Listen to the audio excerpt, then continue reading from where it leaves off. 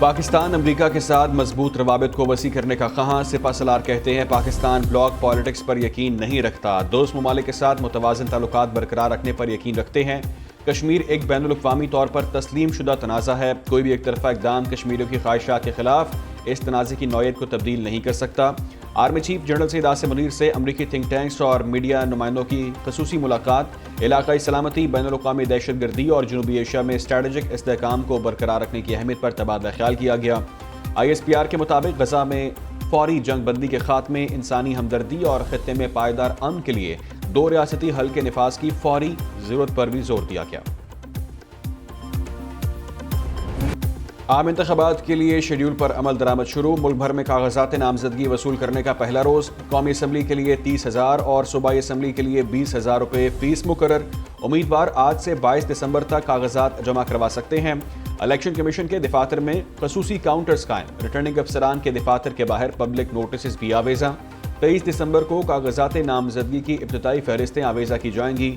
کاغذات نامزدگی کی اسکروٹنی 24 سے 30 دسمبر تک ہوگی۔ آرٹیکل 62 اور 63 پر پورا نہ اترنے والا امیدوار نااہل قرار پائے گا۔ سابق وزیر داخلہ چودھری نثار نے بھی راولپنڈی سے کاغذات نامزدگی حاصل کر لیے۔ شیخ رشید کچھ دیر بعد NA 55 اور 56 کے لیے کاغذات نامزدگی وصول کریں گے۔ MK پاکستان اور JOFA کا کاغذات نامزدگی کی وصولی کے دن بڑھانے کا مطالبہ، خالد مقبول صدیقی، سینیٹر کامران مرتضیٰ نے چیف الیکشن کمشنر کو خط لکھ دیے، لکھا سپریم کورٹ کے حکم پر الیکشن کمیشن کی جانب سے عام انتخابات کا شیڈول جاری کیا گیا، سیاسی جماعتوں نے قومی اور صوبائی سطح پر امیدواروں کو پارٹی ٹکٹ تقسیم کرنے ہیں، کاغذات نامزدگی کی وصولی کے لیے 3 دن کا اضافہ کیا جائے۔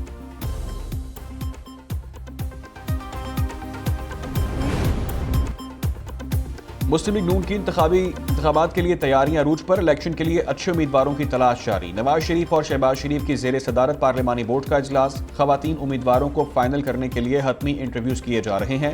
اجلاس میں مریم نواز، اسحاق ڈار، رانا ثناء اللہ، احسان اقبال، خواجہ سعد رفیق، دیگر سینئر رہنما بھی شریک، اقلیتوں کی مخصوص نشستوں کے امیدواروں کے انٹرویوز کل ہوں گے۔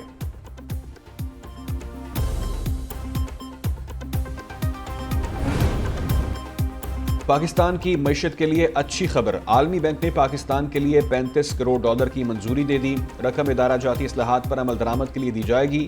عالمی بینک کے کنٹری ڈائریکٹر کا کہنا ہے رقم رائز ٹو پروگرام کے تحت منظور کی گئی، توانائی کے شعبے کے نقصانات کم کرنے میں معاون ہوگی۔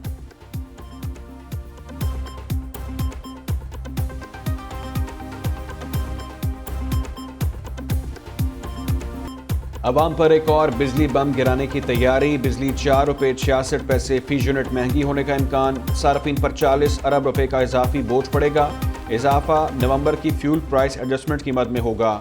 CPPA کی درخواست پر نیپرا میں سماعت 27 دسمبر کو ہوگی، ممکنہ اضافے کا اطلاع کہ الیکٹرک اور لائف لائن صارفین پر نہیں ہوگا۔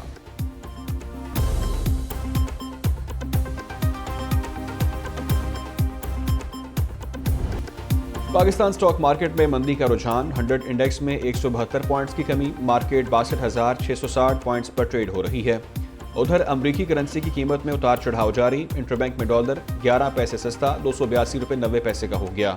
گزشتہ روز ڈالر $283.01 پر بند ہوا تھا، اوپن مارکیٹ میں ڈالر کا $284 پر لین دین جاری۔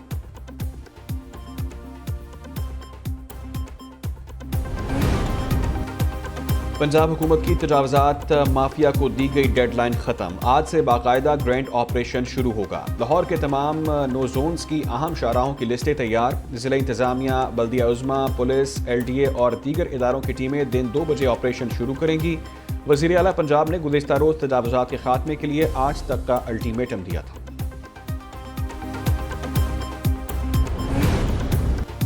نواز شریف، آصف زرداری اور دیگر ملزمان کے خلاف توشہ خانہ گاڑیوں کا ریفرنس، احتساب عدالت نے 4 جنوری تک نیب سے رپورٹ طلب کر لی۔ یوسف رضا گیلانی انتخابی مہم میں ہونے کی وجہ سے پیش نہ ہوئے، آج حاضری سے استثناء مانگ لیا، احتساب عدالت کے جج محمد بشیر کیس کی سماعت کی۔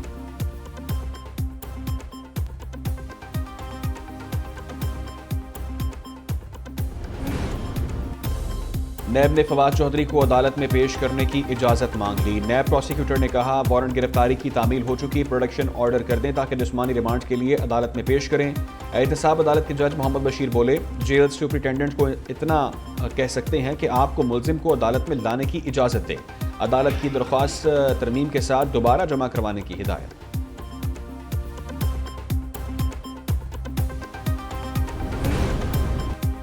پنجاب اسمبلی میں قواعد کے برعکس بھرتیوں پر اسپیکر کا بڑا فیصلہ۔ سبطین خان نے تحقیقات کے لیے 3 رکنی کمیٹی بنا دی۔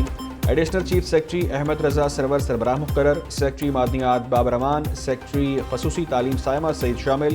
کمیٹی کے قیام بارے چیف سیکرٹری کو باضابطہ آگاہ کر دیا۔ کمیٹی محمد خان بھٹی، عنایت اللہ لکھ، ممتاز حسین سمیت 15 افسران کے خلاف تحقیقات کرے گی۔ راستے دھند میں گم، پنجاب، خیبر پختونخوا اور سندھ کے میدانی علاقوں میں دھند کا راج۔ حد نگاہ کم ہونے سے موٹر وے M2، M3، M4 مختلف مقامات سے بند۔ لاہور سیالکوٹ موٹر وے پر بھی ٹریفک کی روانی معطل رہی۔ قصور، شیخوپورہ، گجرانوالہ بھی دھند چھائی رہی۔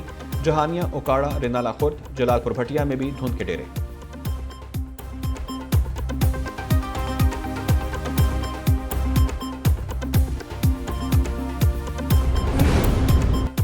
نگران وزیر اعظم انوار الحق کاکڑ آج پشاور کا دورہ کریں گے۔ گورنر اور نگران وزیر اعلیٰ خیبر پختونخوا سے ملاقات شیڈیول۔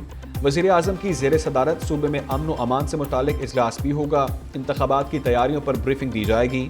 انوار الحق کاکڑ سے مختلف وفود کی ملاقاتوں کا بھی امکان۔